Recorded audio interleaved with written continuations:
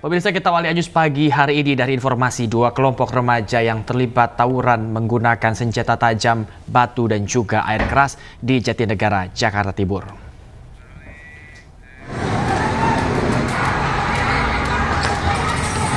Dua kelompok remaja yang belum diketahui asalnya ini terlibat aksi tawuran di ruas Jalan DI Panjaitan, Jatinegara, Jakarta Timur. Meski di jalan raya, namun tidak menyurutkan aksi kedua kelompok ini untuk saling serang menggunakan senjata tajam, batu dan juga air keras. Aksi tawuran memaksa pengendara yang melintas memilih jalur lain guna menghindari jadi salah sasaran. Tawuran ini diduga dipicu saling lempar batu oleh sejumlah remaja hingga akhirnya menimbulkan tawuran. Tak ada korban dalam aksi tawuran ini hingga akhirnya berhasil dibubarkan petugas kepolisian yang sedang berpatroli. Di Jakarta, Rio Manik, iNews melaporkan. Pemirsa, aksi premanisme terjadi di sebuah kantor di Cengkareng, Jakarta viral di media sosial. Polisi masih memburu pelaku yang mengaku sebagai debt collector. Maka masih bisa. Hei, apa kalian?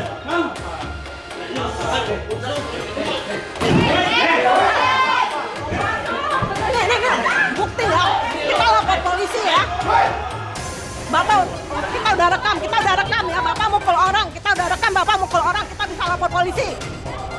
Seorang preman mendatangi sebuah kantor perusahaan bajaringan di Jalan Dan Mogot, Cengkareng, Jakarta Barat untuk menagih utang.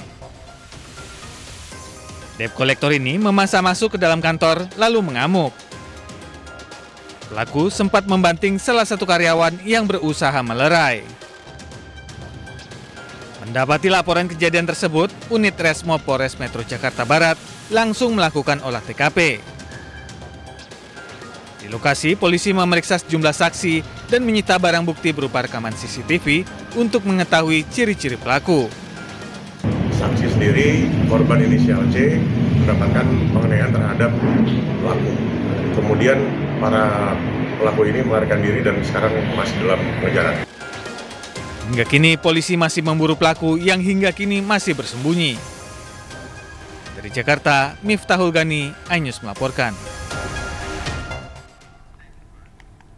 Pemirsa, sebanyak 28 preman berkedok anggota organisasi kemasyarakatan berhasil diamankan polisi dalam operasi Berantas Jaya 2025.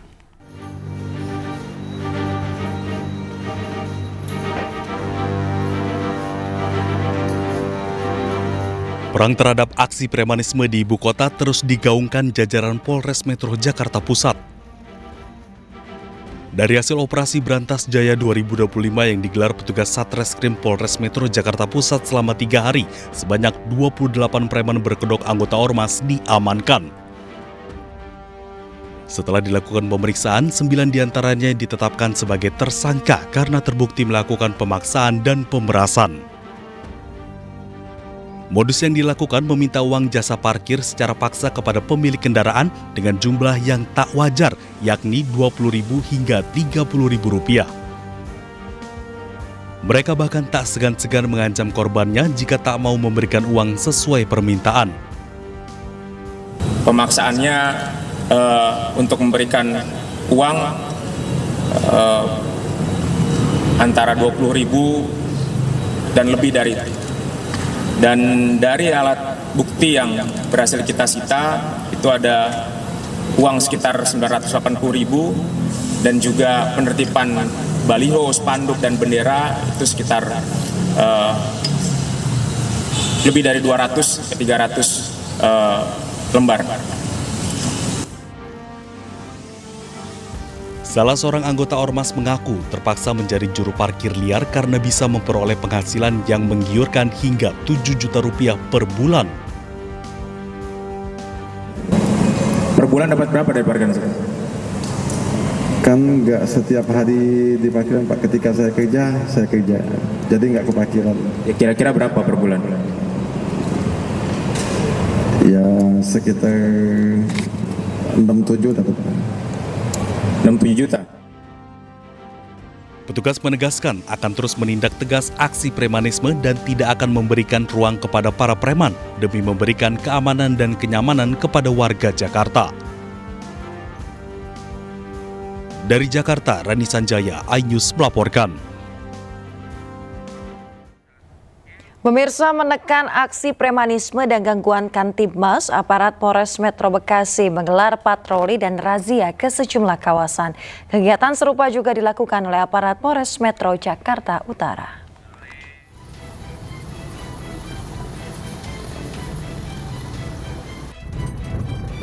Aparat Polres Metro Bekasi menggelar patroli dan razia premanisme yang meresahkan masyarakat di kawasan industri GIIC Cikarang Pusat, Kabupaten Bekasi. Tindakan preventif ini dilakukan atas arahan langsung Kapolri Jenderal Listio Sigit Prabowo agar pelaku usaha merasa aman dari gangguan premanisme. Untuk hari ini kita laksanakan 2 titik di kawasan industri maupun nanti kegiatannya di luar kawasan industri. Tujuannya dengan apa? Tujuannya adalah untuk memelihara Kamtibmas pertama, kemudian yang kedua adalah masih dalam rangka kegiatan operasi Berantas Jaya. Kita memastikan untuk wilayah kawasan industri yang ada di Kabupaten Bekasi ini kita pastikan tidak ada aksi-aksi premanisme maupun intimidasi dari kelompok-kelompok masyarakat tertentu. Hal serupa dilakukan Polres Metro Jakarta Utara yang menggelar Operasi Berantas Jaya 2025 bersama TNI dan instansi terkait. Kapolres Metro Jakarta Utara menegaskan komitmennya untuk memberantas segala bentuk premanisme dan aksi pemerasan oleh oknum debt collector yang marak terjadi.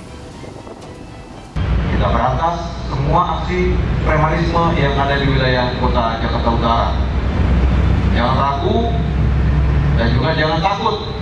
Ya, apabila ada aksi premanisme yang memang meresahkan masyarakat ataupun meresahkan dunia usaha yang ada di wilayah kita. Patroli dan razia preman ini akan terus digelar untuk memberikan rasa aman dan nyaman kepada pelaku usaha dan menjaga ketertiban di masyarakat. Tim Liputan iNews melaporkan. Sementara itu pemirsa, sebelumnya Menteri Sekretaris Negara Prasetyo Hadi juga menyatakan Presiden Prabowo Subianto ini resah terhadap aksi premanisme yang mengatasnamakan ormas. Karena hal ini menciptakan iklim kurang kondusif di kalangan pengusaha. Kita juga merasakan keresahan karena seharusnya tidak boleh aksi-aksi premanisme yang apalagi dibungkus dengan organisasi-organisasi tertentu, mengatasnamakan organisasi-organisasi masyarakat, tetapi justru tidak menciptakan iklim berusaha yang kondusif. Usai kabur sepekan, tim gabungan Kejaksaan Negeri Jakarta Utara berhasil menangkap terdakwa JM di Cikarang Selatan, Bekasi, Jawa Barat. Petugas menangkap pelaku saat menemui pacarnya.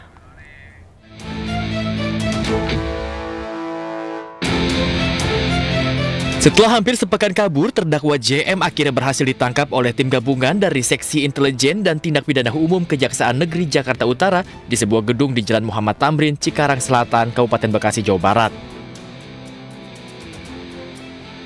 Proses penangkapan setelah tim gabungan Kejari Jakarta Utara mendapatkan informasi jika terdakwa akan menemui pacarnya di tempat kerjanya. Hingga kemudian tim melakukan upaya penangkapan. Namun pada saat hendak diamankan, terdakwa melakukan upaya perlawanan dengan mencoba melarikan diri. Kita masih melakukan pendalaman terkait hal tersebut, tapi informasi awal memang yang bersangkutan yang mempunyai ide untuk melarikan diri, dan melarikan dirinya adalah dengan melalui celah di pagar yang di tangga ya. Sebelumnya sejumlah anggota polisi berlarian mengejar 2 orang terdakwa yang kabur ke permukiman warga di belakang Pengadilan Negeri Jakarta Utara usai majelis hakim menutup persidangan. Dari rekaman video amatir, salah seorang terdakwa, DA, berhasil ditangkap sementara JM, terdakwa kasus prostitusi, berhasil melarikan diri. Dari Jakarta, Wenda Nura, Iriansyah Wahyudi, Jaka Samsa, iNews melaporkan. Diduga karena kurang berhati-hati saat menyeberang, 3 orang pemotor terlibat kecelakaan di Jalan Raya Jombang, Jawa Timur. 2 diantaranya kritis dan harus dilarikan ke rumah sakit.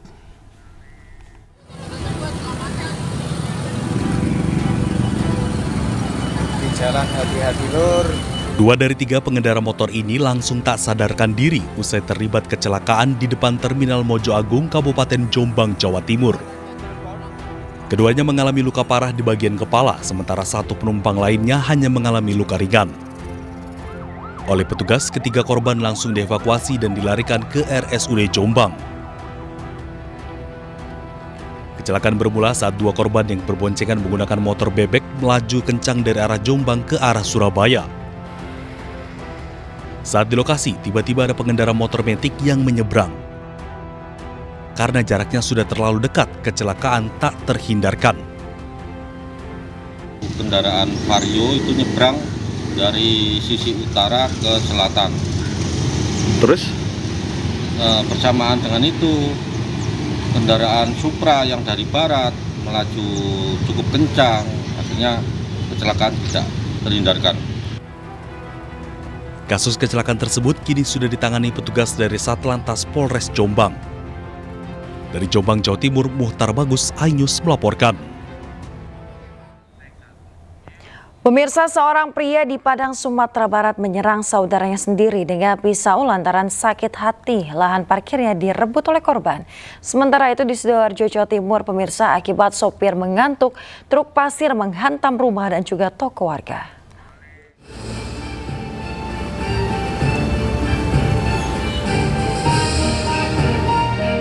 Warga desa Krembung, Sidoarjo, Jawa Timur dikejutkan dengan suara dentuman keras dari sebuah dam truk bermuatan pasir yang menghantam sebuah rumah dan toko milik warga di tepi jalan raya. Beruntungnya, tidak ada korban jiwa dalam kejadian tersebut. Meski bodi depan truk ringsek, sopir dan kernet berhasil selamat dalam insiden tersebut. Namun kecelakaan itu menyebabkan sebuah toko dan rumah milik warga hancur dan rusak berat. Dari hasil pemeriksaan polisi, kecelakaan tunggal itu diduga akibat pengemudi truk yang mengantuk dan kurang berkonsentrasi dalam berkendara. Saat di lokasi kejadian, laju truk oleng dan langsung menabrak sebuah toko dan rumah. Sementara warga yang rumahnya hancur masih menunggu pertanggungjawaban dari pemilik dam truk.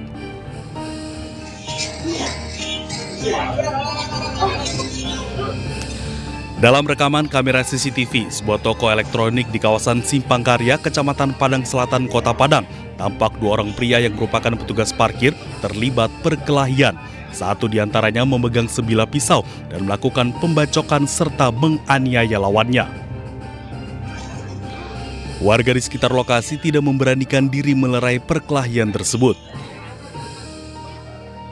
Akibatnya korban bernama Adi mengalami luka di bagian wajah dan kepalanya akibat sabetan senjata tajam. Sementara pelaku pembacokan diamankan petugas kepolisian tim Klewang Satreskrim Polresta Padang beserta barang bukti senjata tajam. Pelaku mengaku sakit hati lantaran lokasi parkir tempatnya bekerja diambil alih oleh korban yang merupakan saudara sepupunya sendiri. Pemirsa, pelepasan lampion Waisak menjadi salah satu momen paling dinanti umat Buddha yang menghadiri perayaan Waisak di Borobudur.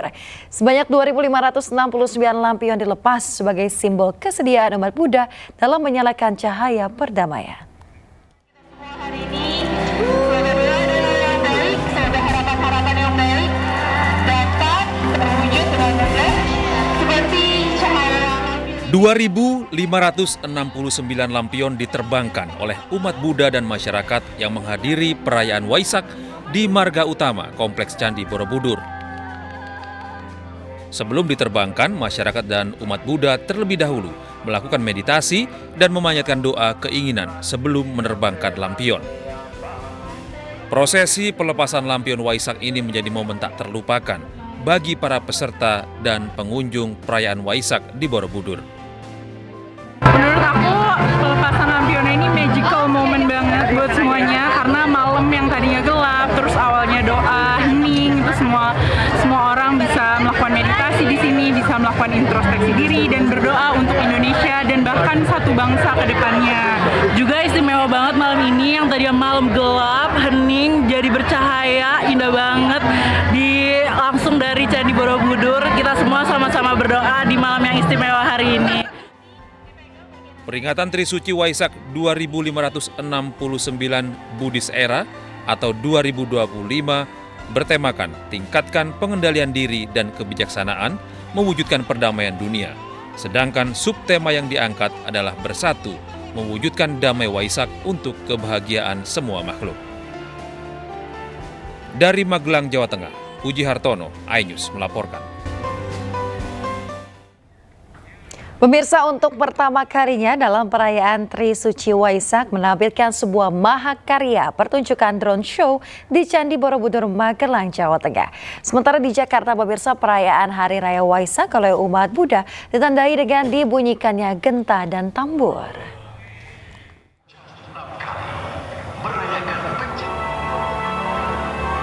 Untuk pertama kalinya dalam perayaan Trisuci Waisak, sebuah mahakarya pertunjukan drone show ditampilkan di Magelang, Jawa Tengah. Pertunjukan ratusan drone berlatar belakang Candi Borobudur ini menceritakan perjalanan hidup Sang Buddha dengan durasi sekitar 30 menit. Umat Buddha dan warga mengaku takjub dan banyak yang mengabadikan pertunjukan drone show tersebut. Setelah lihat drone show, gimana tanggapannya, Mbak? Absolutely sangat amazing banget, keren, dan wow, spektakuler. Alhamdulillah kita di sesi kedua ini masuk dapat drone show. Sebelumnya ribuan umat Buddha dan masyarakat umum berkumpul menantikan prosesi detik-detik Waisak 2025 di Candi Borobudur, Magelang, Jawa Tengah. Rangkaian prosesi utama diisi dengan pembacaan doa, meditasi, dan pelepasan ribuan lampion Waisak sebagai simbol umat Buddha menyalakan cahaya perdamaian.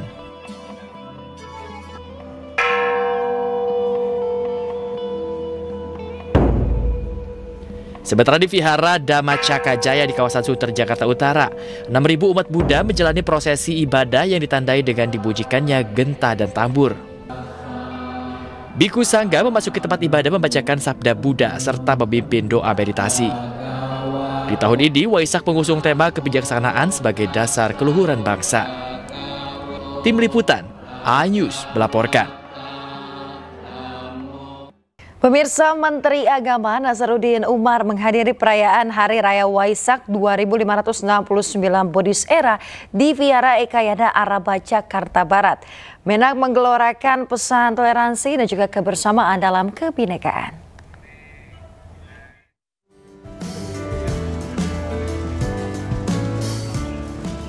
Suasana hikmat terlihat di Vihara Ekayana Arama saat ratusan umat Buddha mengikuti rangkaian peringatan Hari Suci Waisak 2569 Buddhist Era. Tema perayaan tahun ini adalah untuk hidup bahagia sebagai makhluk dan manusia. Marilah kita mengembangkan cinta kasih, meningkatkan kesabaran, dan menguatkan ketabahan. Menteri Agama Nazaruddin Umar dalam sambutannya mengapresiasi peran umat Buddha dalam membina kerukunan dan keharmonisan antar umat beragama. Ia menegaskan Waisak bukan hanya momen keagamaan tetapi juga simbol kebersamaan nasional dalam merawat perdamaian. Pemerintah DKI juga memperkuat dialog antar umat beragama melalui program-program kerukunan yang melibatkan tokoh masyarakat, agama, dan generasi muda. Tidak ada artinya kita mengikuti upacara seperti ini, agama apapun. Ritualnya sangat bagus, tapi kalau kita tidak mampu menciptakan, melahirkan energi positif dalam diri kita yang bisa dinikmati oleh orang lain, apapun dan siapapun orang lain itu. Karena kalau orang sudah bersih batin dan pikirannya, nggak ada lagi orang lain. There is no others. Selama kita masih menganggap ada orang lain, maka orang itu belum mencapai puncak pencarian keagamaan. Peringatan Waisak tahun ini dijadikan momen untuk merefleksikan makna kehidupan membangun solidaritas dan menyebarkan nilai-nilai kebijaksanaan Buddha di tengah masyarakat modern. Para umat juga mengikuti rangkaian puja bakti, meditasi, dan pemberkahan air suci dengan tertib dan damai. Dari Jakarta, Jen Cahyani, Andri Setiawan, iNews melaporkan. Dari informasi perayaan ibadah Waisak, pemirsa, kita ke informasi ibadah haji, di mana sebanyak 13.011 jemaah calon haji dari 35 kloter telah diberangkatkan dari asrama haji Embarkasi Surabaya. Namun 14 jemaah, pemirsa, ini menunda keberangkatannya.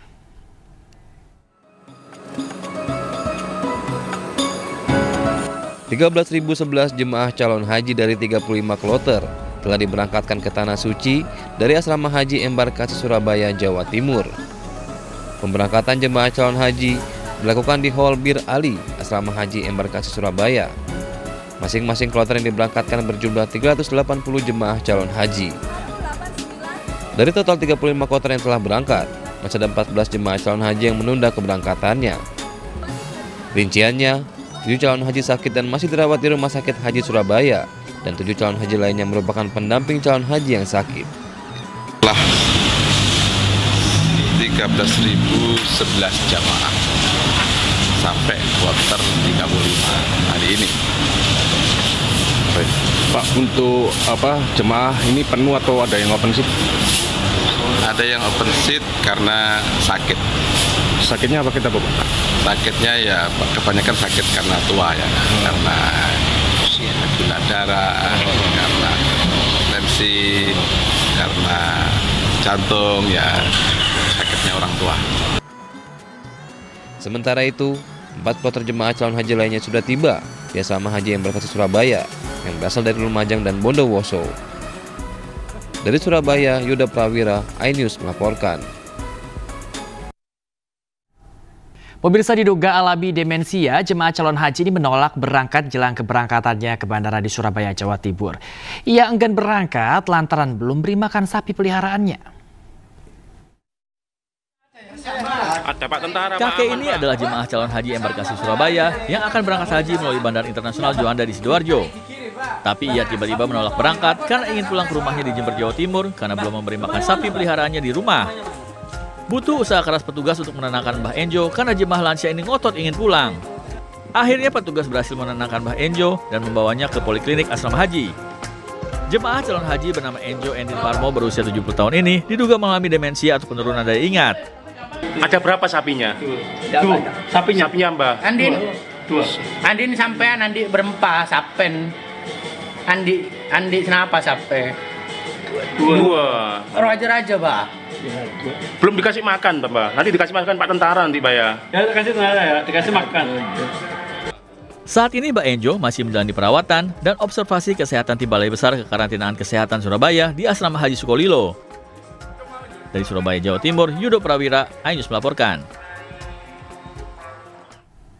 Pemirsa, Ketua Panitia Penyelenggara Ibadah Haji Arab Saudi, Mucus Hanafi, mengimbau jemaah haji yang tiba di Mekah namun belum menerima kopernya agar tidak khawatir.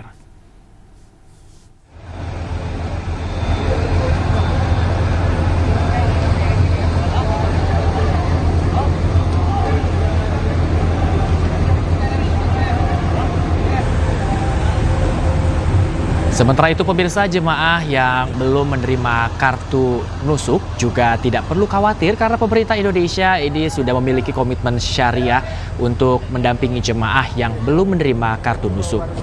Diharapkan jemaah haji tidak perlu khawatir untuk mengurus dan mencari koper yang tidak bersamaan saat tiba di hotel saat tiba di kota Mekah dari kota Madinah ataupun sebaliknya. PPIH Arab Saudi menjamin koper akan sampai di hotel dan tempat lokasi yang sudah ditentukan. Jamaah diharapkan tetap tenang dan fokus saat ibadah di Tanah Suci.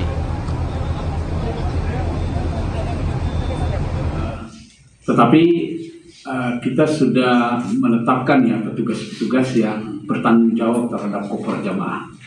Ya. Dan itu soal waktu saja. Mudah-mudahan dalam waktu yang tidak terlalu lama itu akan diantar ke hotelnya, ke jamaahnya ya.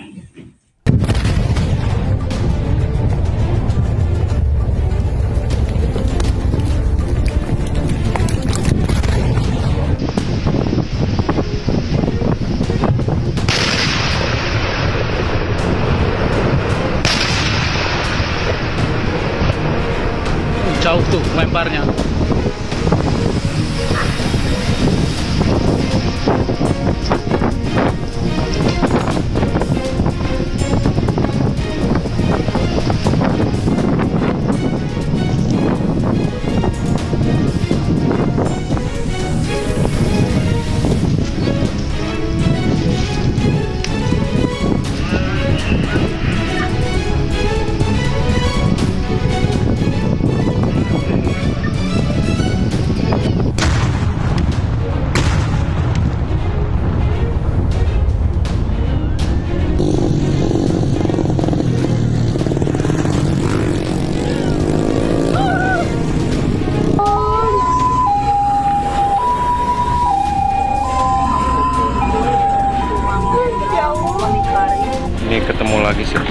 jenazah, Mbak.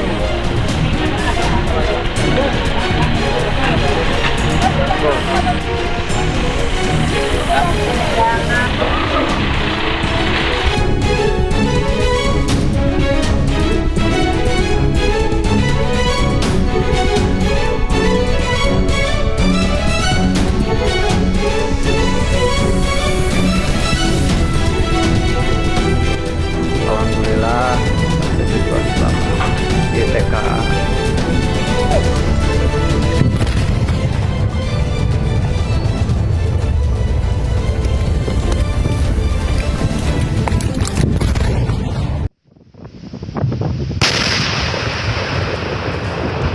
Ledakan dahsyat terjadi di Desa Sagara, Kabupaten Garut, Jawa Barat saat kegiatan pemusnahan munisi tidak layak pakai oleh aparat militer.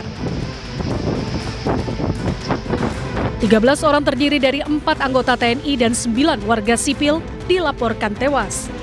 Seluruh korban saat ini sudah berada di RSUD Pamempek, Kabupaten Garut. Pemusnahan yang dilakukan di lahan milik Balai Konservasi Sumber Daya Alam ini sebenarnya sudah rutin dilakukan. Namun kali ini terjadi ledakan susulan dan menewaskan sejumlah orang yang berada di sekitar lokasi. Diduga warga mendekat ke area setelah ledakan awal untuk memungut sisa-sisa logam dari munisi. Tanpa disadari, masih ada bahan peledak yang masih aktif dan kemudian meledak kembali. Ledakan inilah yang menyebabkan banyak korban jiwa. Dari Garut, Jawa Barat, Tim Liputan iNews melaporkan. Jenazah korban ledakan amunisi kadaluarsa di Kabupaten Garut tiba di rumah sakit Senin siang. Proses identifikasi masih dilakukan rumah sakit kepada seluruh korban. Lagi serpihan jenazah, Mbak, baru datang. Ledakan tiba di RSUD Pamempek, Kabupaten Garut, Jawa Barat. Petugas menurunkan jenazah dan memasukkannya ke dalam kantong jenazah. Hingga kini rumah sakit masih mengidentifikasi seluruh korban insiden ledakan amunisi kadaluarsa.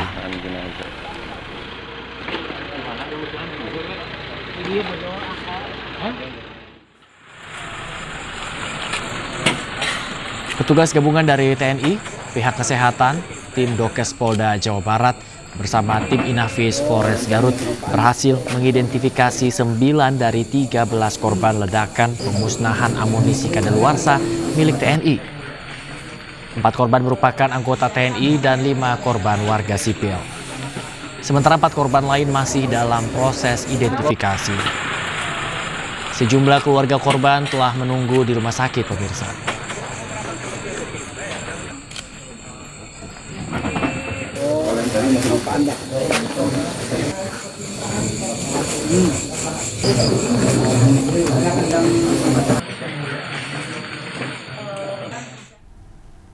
Relawan ambulans mengungkap ada 13 orang yang tewas akibat ledakan tersebut.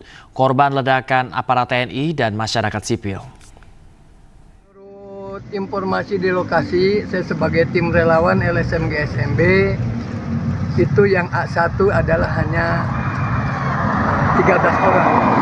13 orang, aparat TNI hanya 4, masyarakat 9. Itu diantaranya kalau TNI yang ada di Rupangannya.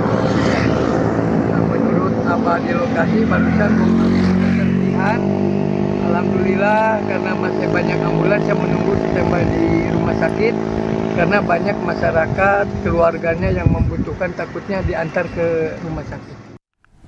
Dan pemirsa, hingga kini TNI dan Polri masih melakukan investigasi untuk mengetahui penyebab insiden ledakan amunisi. Sementara lokasi ledakan masih dijaga ketat oleh petugas yang melakukan sterilisasi. Perlu kami sampaikan rasa duka cita yang mendalam dari pimpinan TNI, dalam hal ini Panglima TNI, beserta jajaran atas gugurnya 4 orang prajurit TNI AD dan 9 masyarakat sipil dalam lokasi ledakan di Desa Sagara, Kecamatan Cibalong, Kabupaten Garut, ya, dalam rangka pemusnahan dari munisi tidak layak pakai atau munisi expired yang milik dari Gugus 3 Puspa tahun 2025. Jadi adapun yang perlu kami update di sini, 4 orang prajurit TNI Darat yang gugur itu adalah Kolonel CPL Antonius Hermawan sebagai Kepala Gudang Munisi 3 Puspalat, kemudian Mayor CPL Anda Rohanda Kasiminggut Bakum Gugus 3 Puspalat, dan Kopda Eri Priambodo, anggota Gugus 3 Puspalat, serta Pratu Abdul Serewan, anggota Gugus 3 Puspalat, serta 9 warga sipil atas nama Saudara Agus bin Kasmin, Saudara Ipang bin Obur, Saudara Anwar bin Inon, Saudara Yus Ibing bin Inon, Saudara Yus Rijal bin Sepulo, Saudara Toto, Saudara Sakam Bamang, dan Saudara Rustiawan, serta Saudara Endang. Saat ini ke-13 jenazah sudah dievakuasi di RSUD untuk dilakukan otopsi dan pemulasaran jenazah. Dan tentunya kita berkoordinasi dengan aparat di wilayah yang ada untuk melakukan sterilisasi sehingga tidak ada masyarakat ataupun anggota TNI yang mendekat ke lokasi ledakan sampai tempat itu betul-betul dinyatakan aman. Ya. Untuk lahan sendiri, lahan itu merupakan lahan yang digunakan untuk ledakan adalah lahan milik dari BKSDA Kabupaten Garut yang memang sudah rutin untuk digunakan dalam rangka pemusnahan dari amunisi yang sudah tidak layak pakai atau amunisi APT. Pihak di lapangan masih terus bekerja, artinya untuk mengamankan atau mensterilisasi wilayah tadi seperti yang saya sampaikan bahwa jangan sampai ada anggota TNI atau anggota pengamanan lainnya ataupun masyarakat sipil untuk mendekat ke lokasi ledakan sampai betul-betul tempat itu dinyatakan steril dan tidak membahayakan. Ya. Kemudian untuk nanti pasti akan kita bentuk tim investigasi dalam rangka mendalami kenapa peristiwa itu bisa sampai terjadi, dan sekaligus apakah misalnya semua standard operating procedure atau SOP dalam rangka penegakan itu memang sudah dikerjakan atau belum, sehingga misalnya kok bisa terjadi hal-hal seperti ini, atau ada hal-hal lain yang belum kita perkirakan dalam SOP kita sehingga bisa terjadi ledakan ini sebagai bahan evaluasi kita untuk memperbaiki SOP kita di masa yang akan datang sehingga tidak terjadi lagi hal-hal yang tidak diinginkan seperti ini. 13 orang tewas akibat insiden ledakan saat pemusnahan amunisi tak layak pakai di Kabupaten Garut, Jawa Barat. 4 diantaranya anggota militer dan 9 lainnya warga sipil. Insiden ledakan yang terjadi Senin pagi ini menewaskan 4 anggota TNI, diantaranya Kolonel CPL Antonius Hermawan, Mayor CPL Anda Rohanda, Kopda Eri Dwi Prambodo, dan Pratu Aprio Setiawan. Sementara itu, 9 korban tewas lainnya merupakan warga sipil yang berada di sekitar lokasi peledakan.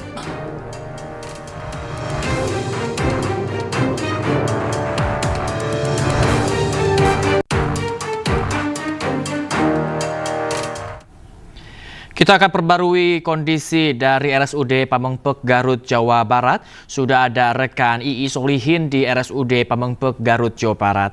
Selamat pagi II, sudah berapa korban yang telah berhasil diidentifikasi dan apakah sudah ada jenazah yang dibawa pulang oleh keluarga?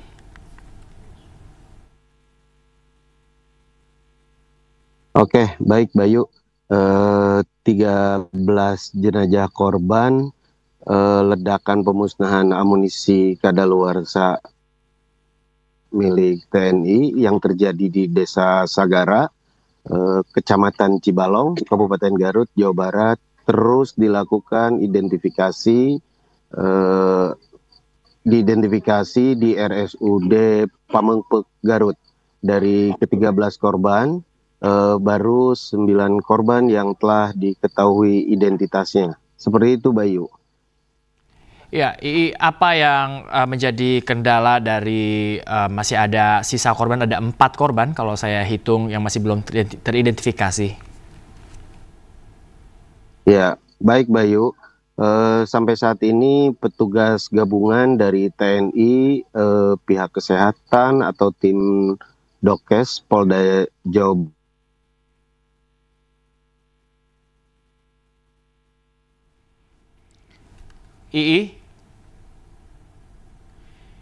II, Anda mendengar saya, II? Apakah Anda masih bersama kami, II? Ya, Pemirsa, sepertinya kami mengalami kendala teknis atau komunikasi dengan rekan kami yang berada di RSUD Pamengpek saat ini. Kami akan terus mencoba untuk menghubungi kembali untuk terus memperbarui informasi dari korban ledakan amunisi yang ada di RSUD Pamengpek saat ini. Di mana pasca ledakan yang menewaskan 13 orang di Desa Segara, Kecamatan Cibalong, Kabupaten Garut, Jawa Barat, Gubernur Jawa Barat Deddy Mulyadi mengucapkan bela sungkawanya kepada seluruh korban. Dalam media sosialnya, Deddy Mulyadi mengaku sangat prihatin dengan tragedi ledakan yang menewaskan 13 orang yang terdiri dari 4 anggota TNI dan 9 orang warga sipil. Kami, pemerintah Provinsi Jawa Barat, menyampaikan duka yang mendalam atas meninggalnya 4 anggota TNI dan 9 warga sipil dalam musibah kecelakaan pemusnahan amunisi tak terpakai di tempat pemusnahannya Desa Sagara, Kecamatan Cibalong, Kabupaten Garut. Semoga almarhum diterima seluruh keimanannya, mendapat ampunan seluruh dosa yang telah dilakukannya, dan mendapat tempat yang mulia di sisi Allah Subhanahu wa Ta'ala. Dan semoga keislamannya diterima oleh Allah Subhanahu wa Ta'ala. Dan untuk keluarganya, semoga diberikan ketabahan atas musibah yang terjadi, dan semoga kita semua diberikan kelapangan hati untuk bersama-sama menyampaikan doa pada saudara-saudara kita yang meninggal atas musibah tersebut dengan membaca surat Al-Fatihah. Informasi lainnya, pemirsa, pasca keracunan massal akibat menyantap makanan program makanan bergizi gratis, belasan siswa masih menjalani perawatan di sejumlah rumah sakit di Kota Bogor. Sementara hasil laboratorium Labkesda menyatakan positif mengandung bakteri Escherichia coli dan Salmonella.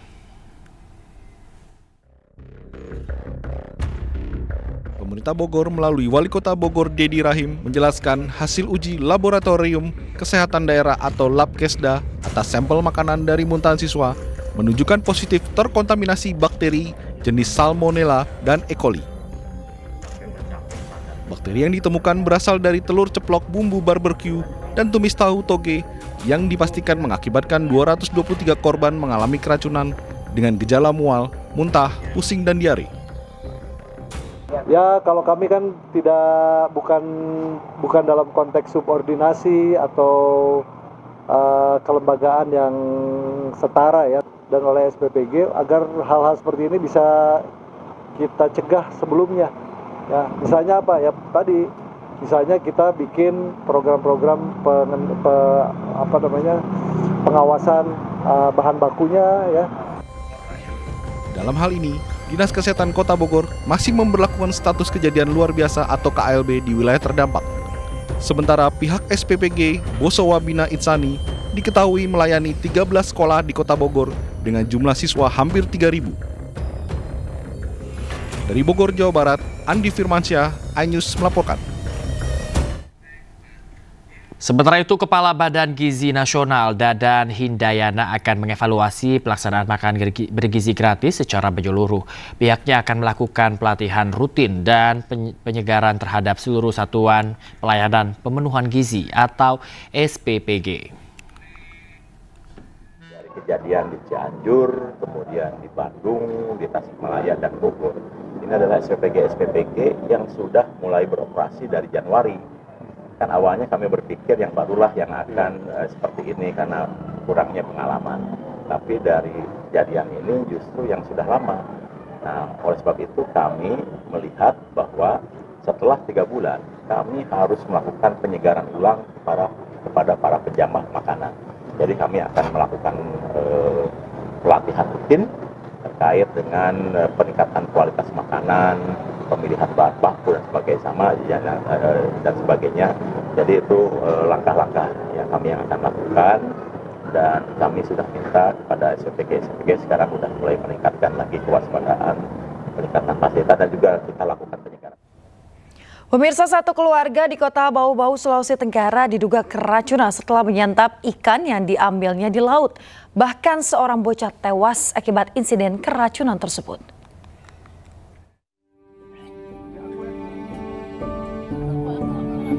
Satu keluarga di kota Bau-Bau, Sulawesi Tenggara keracunan setelah mengkonsumsi ikan yang diambil di laut. Satu orang bocah berusia 8 tahun tewas usai memakan ikan. Sementara kedua orang tuanya mengalami muntah-muntah dan mual akibat mengkonsumsi ikan. Kedua orang tua yang turut menjadi korban menjalani perawatan di instalasi gawat darurat RSUD Palegimata Senin pagi. Keduanya telah dipulangkan karena kondisi mulai membaik. TKP rupanya anak itu sudah meninggal dan menurut keterangan keluarganya sempat ada ikan yang dimakan semalam jam 8 bersama kedua orang tuanya dan saudaranya, dua orang tidak makan, mereka tidak apa-apa. Saat ini Dinas Kesehatan Kota Bau-Bau telah mengambil sampel ikan yang dimakan oleh korban bersama kedua orang tuanya untuk diteliti di laboratorium di Kendari. Dari Kota Bau-Bau, Sulawesi Tenggara, Andi Eba, iNews melaporkan. Pemirsa, dalam tubuh kembangnya, anak-anak memerlukan gizi yang lengkap hingga stimulus untuk melatih kecerdasan motoriknya. Nah, dengan alasan itulah pemirsa, salah satu produsen susu anak menggelar arena bermain yang selain seru juga dapat melatih ketangkasan anak.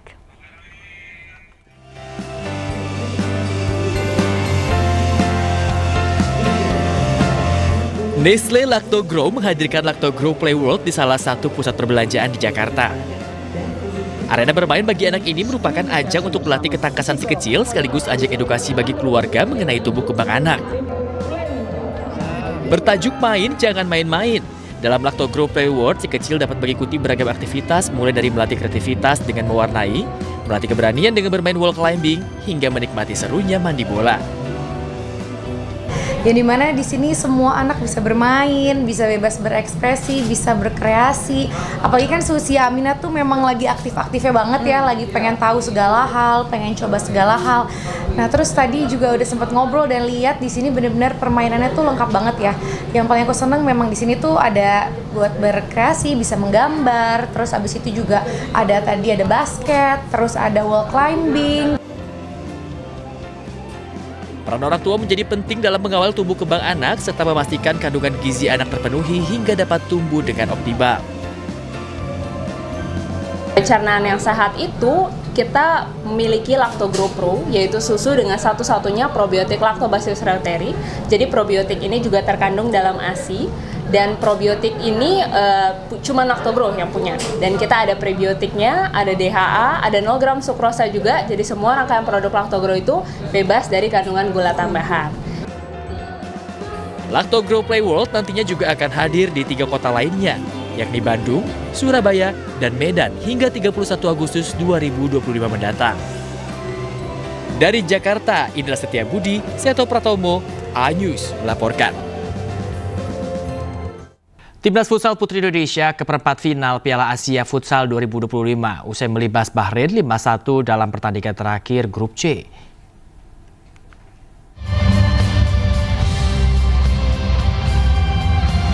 Timnas Futsal Putri Indonesia memetik kemenangan meyakinkan dalam laga terakhir fase Grup C Piala Asia Futsal Putri 2025 saat menghadapi Bahrain. Garuda Pertiwi melibas Bahrain lewat skor telak 5-1.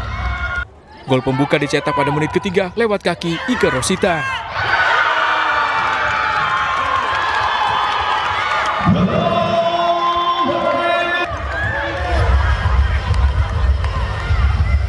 Di babak kedua, Ike menambah keunggulan bagi Sri Kandi Futsal Indonesia.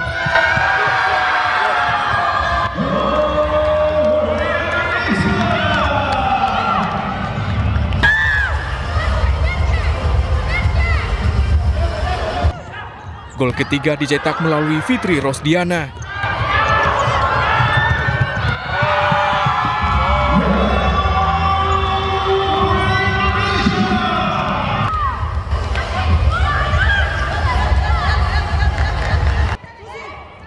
Disusul gol bunuh diri pemain Bahrain Manar Yakub.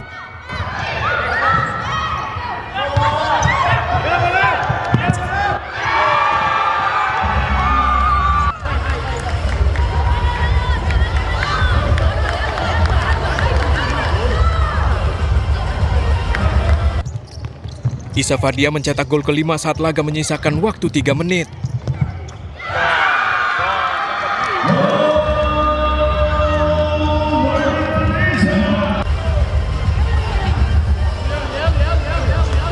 Di detik akhir, Bahrain mencetak gol hiburan melalui Amira Sowar. Kemenangan ini memastikan tim Indonesia melaju ke babak 8 besar. Di perempat final, Novita Murni dan kawan-kawan bertekad meraih kemenangan saat menghadapi tuan rumah Cina pada Selasa sore. Pemirsa, seri Liga Futsal Profesional 2024-2025 pekan ke-9 kembali hadir di Jakarta.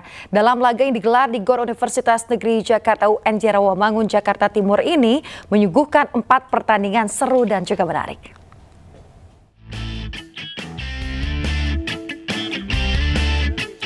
Duel pembuka Liga Futsal Profesional 2024-2025 pekan ke-9 mempertemukan Cosmo JNE melawan Sadakata United di GOR Universitas Negeri Jakarta UNJ Rawamangun, Jakarta Timur.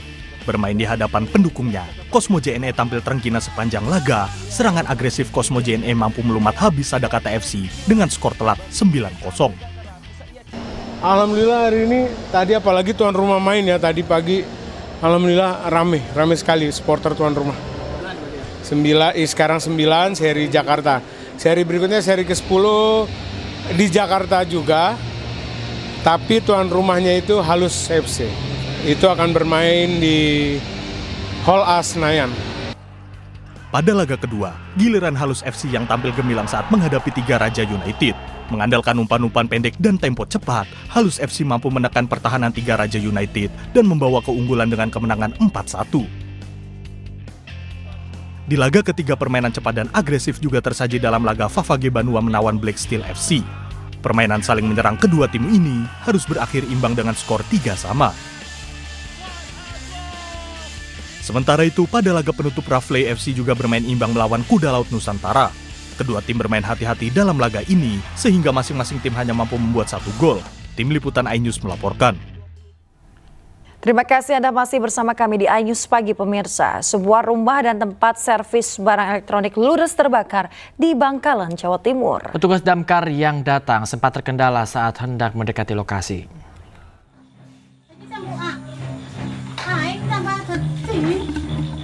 Kobaran api melalap sebuah rumah serta tempat usaha servis barang elektronik di Jalan Muhammad Yasin, Kabupaten Bangkalan, Jawa Timur.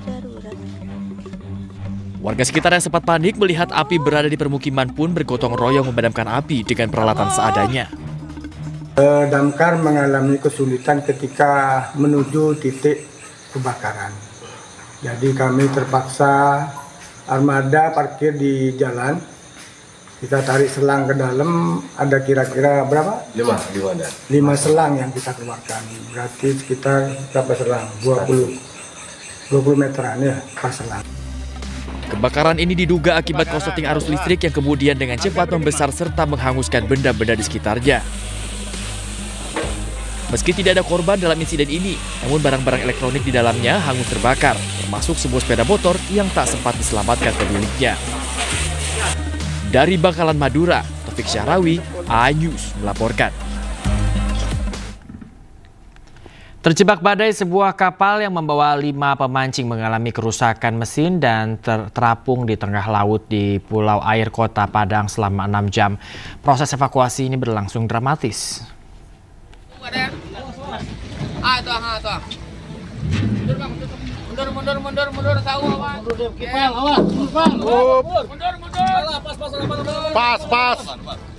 Proses evakuasi 5 orang pemancing yang terombang-ambing di tengah laut perairan Pulau Air Kota Padang berlangsung dramatis.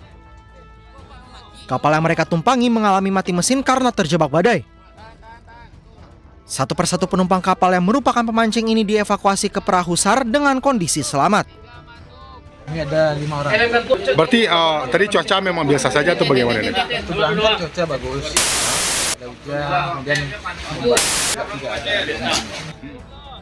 Sebelumnya tim SAR menerima laporan adanya 5 pemancing yang terjebak badai dan terombang-ambing di tengah laut selama 6 jam setelah kapal yang mereka tumpangi mati mesin. Keluarga beliau melakukan aktivitas memancing di sekitar Pulau Air Kota Padang. dan dia melaporkan bahwa kapal yang mereka gunakan melaksanakan mancing mengalami kerusakan. Kita dari Kantor Sar Padang mengerahkan tim menuju ke lokasi dibantu dengan rekan media 1 orang. Seluruh korban berhasil diselamatkan dan dibawa ke dermaga Pelabuhan Muaro Padang. Dari Padang, Sumatera Barat, Budi Sunandar, iNews melaporkan. Pemirsa, polisi memeriksa nahkoda dan 5 ABK kapal motor 3 Putra yang mengalami kecelakaan di perairan Malabero, Bengkulu dan menyebabkan 7 wisatawan tewas.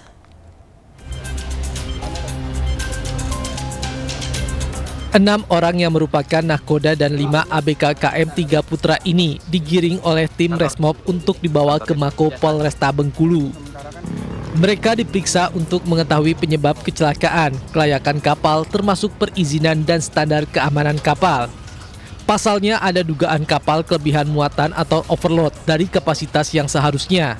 Selain memeriksa nahkoda dan ABK, Polresta Bengkulu juga menghentikan sementara aktivitas pengelola wisata 3 Putra yang melayani wisata ke Pulau Tikus Bengkulu. Tentu kita akan melakukan pemeriksaan baik itu nahkoda, kemudian ABK, kemudian saksi-saksi yang ada yang ikut dan lain sebagainya. Doakan supaya proses ini bisa cepat selesai dan bisa kita mengambil langkah-langkah selanjutnya.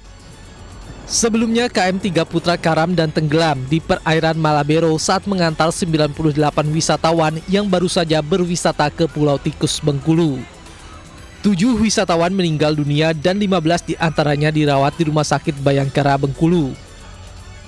Dari Kota Bengkulu, Endro Diwirawan, iNews melaporkan. Hujan deras mengakibatkan 4 rumah tertimbun longsor. 2 warga meninggal dunia, sementara 2 korban lainnya masih dalam pencarian di Sungai Pinang, Samarinda.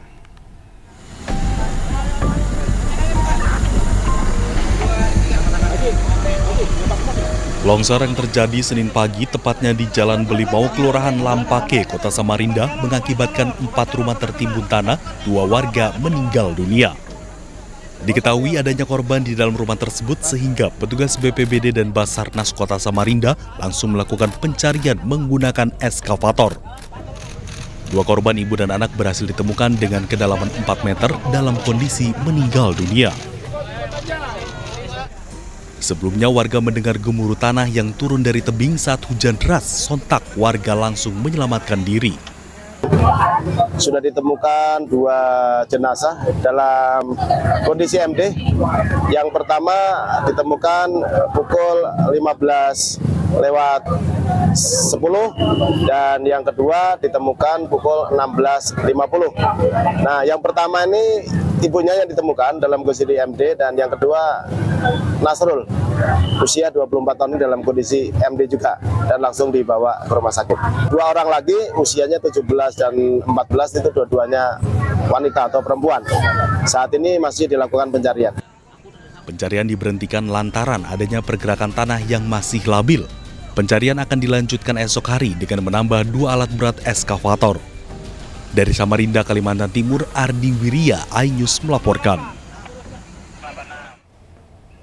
Pemirsa, jenazah korban ledakan amunisi kadaluarsa di Kabupaten Garut tiba di rumah sakit Senin siang. Proses identifikasi masih dilakukan rumah sakit kepada seluruh korban. Pemirsa, jenazah korban ledakan tiba di RSUD Pamengpe, Kabupaten Garut, Jawa Barat. Petugas menurunkan jenazah dan memasukkannya ke dalam kantong jenazah. Rumah sakit masih mengidentifikasi seluruh korban insiden ledakan amunisi kadaluarsa tersebut.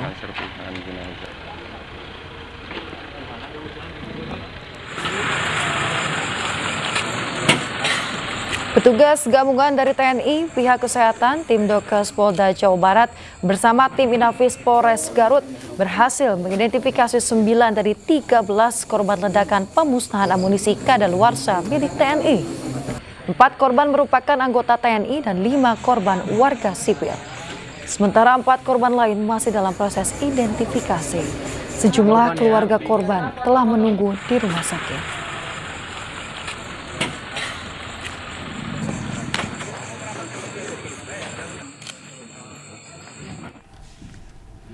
Relawan ambulans mengungkap ada 13 orang yang tewas akibat ledakan tersebut. Korban ledakan aparat TNI dan masyarakat sipil. Informasi di lokasi, saya sebagai tim relawan LSM GSMB, itu yang A1 adalah hanya 13 orang. 13 orang, aparat TNI hanya 4, masyarakat 9. Itu diantaranya kalau TNI yang komandan di pangkatnya menurut apa di lokasi barusan keterlihat. Alhamdulillah karena masih banyak ambulans yang menunggu standby di rumah sakit karena banyak masyarakat keluarganya yang membutuhkan takutnya diantar ke. Pemirsa, hingga kini TNI dan Polri masih melakukan investigasi untuk mengetahui penyebab insiden ledakan amunisi. Sementara lokasi ledakan masih dijaga ketat oleh petugas yang melakukan sterilisasi. Perlu kami sampaikan rasa duka cita yang mendalam dari pimpinan TNI, dalam hal ini Panglima TNI, beserta jajaran atas gugurnya 4 orang prajurit TNI AD dan 9 masyarakat sipil dalam lokasi ledakan di Desa Sagara, Kecamatan Cibalong, Kabupaten Garut, ya, dalam rangka pemusnahan dari munisi tidak layak pakai atau munisi expired yang milik dari Gugus 3 Puspa tahun 2025. Jadi adapun yang perlu kami update di sini, 4 orang prajurit TNI Darat yang gugur itu adalah Kolonel CPL Antonius Hermawan sebagai Kepala Gudang Munisi 3 Puspalat, kemudian Mayor CPL Anda Rohanda Kasih Minggut Bakum Gugus 3 Puspalat, dan Kopda Eri Priambodo, anggota Gugus 3 Puspalat, serta Pratu Abdul Sriawan, anggota Gugus 3 Puspalat, serta 9 warga sipil atas nama Saudara Agus bin Kasmin, Saudara Ipang bin Obur, Saudara Anwar bin Inon, Saudara Yus Ibing bin Inon, Saudara Yus Rijal bin Sepuluh, Saudara Toto, Saudara Sakam Bamang, dan Saudara Rustiawan, serta Saudara Endang. Saat ini ke-13 jenazah sudah dievakuasi di RSUD untuk dilakukan otopsi dan pemulasaran jenazah. Dan tentunya kita berkoordinasi dengan aparat di wilayah yang ada untuk melakukan sterilisasi sehingga tidak ada masyarakat ataupun anggota TNI yang mendekat ke lokasi ledakan sampai tempat itu betul-betul dinyatakan aman. Ya. Untuk lahan sendiri, lahan itu merupakan lahan yang digunakan untuk ledakan adalah lahan milik dari BKSDA Kabupaten Garut yang memang sudah rutin.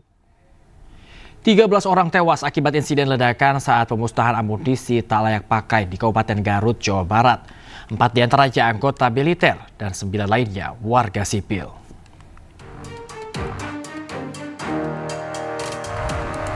Insiden ledakan yang terjadi Senin pagi ini menewaskan 4 anggota TNI. Di antaranya Kolonel CPL Antonius Hermawan, Mayor CPL Anda Rohanda, Kopda Eri Dwi Priambodo, dan Pratu Aprio Setiawan. Sementara itu pemirsa, 9 korban tewas lainnya merupakan warga sipil yang berada di sekitar lokasi peledakan.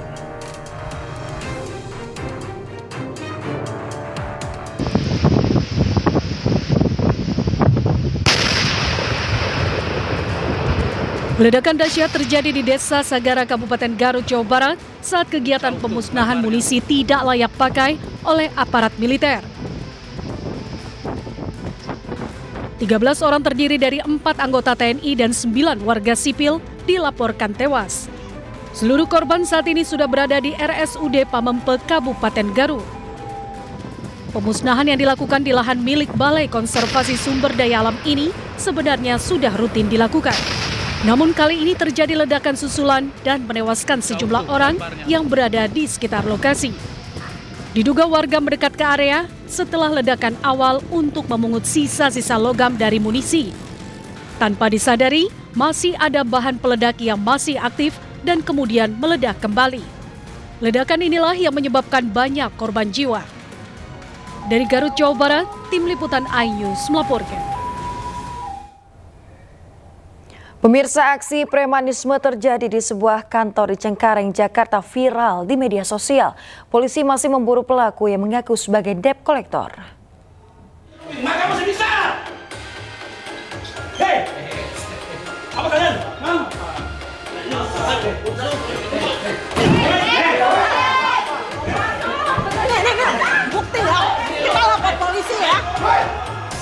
Bapak, kita udah rekam ya, Bapak mukul orang, kita udah rekam, Bapak mukul orang, kita bisa lapor polisi. Seorang preman mendatangi sebuah kantor perusahaan Bajaringan di Jalan Dan Mogot, Cengkareng, Jakarta Barat untuk menagih utang. Debt kolektor ini memaksa masuk ke dalam kantor lalu mengamuk. Pelaku sempat membanting salah satu karyawan yang berusaha melerai. Mendapati laporan kejadian tersebut, unit Resmob Polres Metro Jakarta Barat langsung melakukan olah TKP. Di lokasi, polisi memeriksa sejumlah saksi dan menyita barang bukti berupa rekaman CCTV untuk mengetahui ciri-ciri pelaku.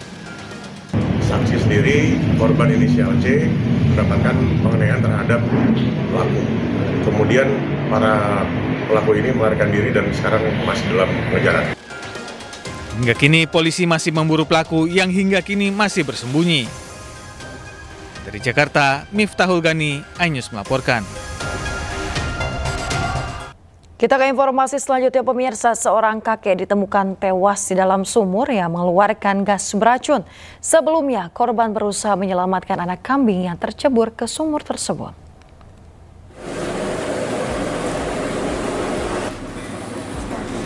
Warga digegerkan dengan kabar kakek Sumarno, 61 tahun, yang tercebur sumur di Desa Kedung Putri, Paron, Ngawi. Sang kakek tercebur saat berusaha menyelamatkan anak kambingnya, hingga akhirnya dia tewas akibat menghirup udara beracun. Keberadaan jasad awalnya diketahui anak korban saat datang ke rumah dan menemukannya di dasar sumur sedalam 25 meter. Sontak, kejadian ini dilaporkan ke pihak desa dan polisi. Evakuasi dilakukan hingga tengah malam karena tim SAR harus mengeluarkan gas dari dalam sumur terlebih dahulu.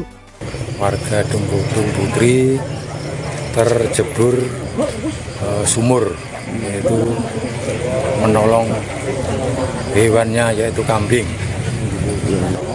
Dari hasil pemeriksaan yaitu luka-luka terpeleset. Kambing sendiri. Usai dievakuasi, jasad diidentifikasi lalu diserahkan ke keluarga untuk dimakamkan di pemakaman desa setempat. Dari Ngawi, Jawa Timur, Asfi Manar, iNews melaporkan. Indonesian Drama Series Award 2025 akan kembali memberikan penghargaan kepada sejumlah nominator terpilih. Ajang bergengsi ini merupakan bentuk apresiasi terhadap kualitas drama serta akting para nominasi yang menghibur masyarakat Indonesia. Ajang penghargaan bergengsi bagi insan pertelevisian Indonesia, Indonesian Drama Series Award atau IDSA 2025 akan segera digelar. IDSA 2025 menjadi bentuk apresiasi atas bakat serta prestasi para aktor serta kualitas drama yang memberikan tontonan dan hiburan yang menarik di tanah air. Selain deretan nominasi menarik, IDSA 2025 akan menampilkan berbagai kejutan dan penampilan spesial dari para selebriti papan atas Indonesia. Sedikitnya ada 13 kategori penghargaan yang akan diperebutkan oleh para aktor dan aktris terbaik di tanah air. Khusus untuk IDSA 2025, nanti pasti akan kental dengan nuansa drama. Seperti kita tahu, tadi sudah ada nominasi-nominasinya ya. Bagus-bagus drama series sekarang. Jadi nanti pemirsa akan menyaksikan para cast dari drama series unggulan live di RCTI pada tanggal 26 Mei 2025. Malam penghargaan IDSA 2025 ini akan disiarkan secara langsung dari studio RCTI Plus, Kebonjeruk, Jakarta Barat pada Senin 26 Mei 2025. Tim Liputan iNews melaporkan. Pemirsa, puluhan karya fotografi jalanan karya perempuan dipamerkan di salah satu pusat perbelanjaan di Jakarta Selatan. Saya ke Meksiko untuk melalui pameran Seen by Her, sebanyak 52 foto karya perempuan fotografer ditampilkan. Karya terpilih dikirim ratusan perempuan fotografer dari 21 negara yang tergabung dalam komunitas Upseat Street Photography yang didukung oleh Dasa Corp. Pameran ini terinspirasi semangat perjuangan R.A. Kartini, bertujuan untuk menjaga alam dan menghadirkan suara perempuan melalui lensa. Jadi kadang, ini mungkin saya sedikit karena saya tidak dipungkiri, wanita memiliki intuisi itu. Jadi, kenapa event ini diadakan? Bukan hanya untuk menghargai karya-karya wanita yang memiliki passion di dalam street fotografi, tapi juga ingin menyuarakan bahwa yuk para wanita yang memiliki intuisi dalam melihat, dalam merasakan sesuatu, kita bisa loh memberikannya dalam sebuah karya. Pemirsa, libur panjang Waisak dimanfaatkan warga ini untuk berwisata di Citorek, Lebak, Banten. Ya, wisatawan di sana menikmati matahari terbit dari atas Gunung Luhur bagaikan negeri di atas awan. Dan pemirsa, informasi ini sekaligus menutup iNews pagi hari ini. Temukan informasi-informasi terbaru lainnya di www.inews.id. Cuplikan tayangan berita iNews dapat Anda saksikan di kanal YouTube @officialinews. Mewakili kerabat kerja yang bertugas, saya Yasmin Antonia. Dan saya Bayu Pradana. Pemirsa, kami pamit undur diri. Terima kasih atas kebersamaan Anda. Selamat beraktivitas, selamat pagi, dan selamat jumpa. Sampai jumpa.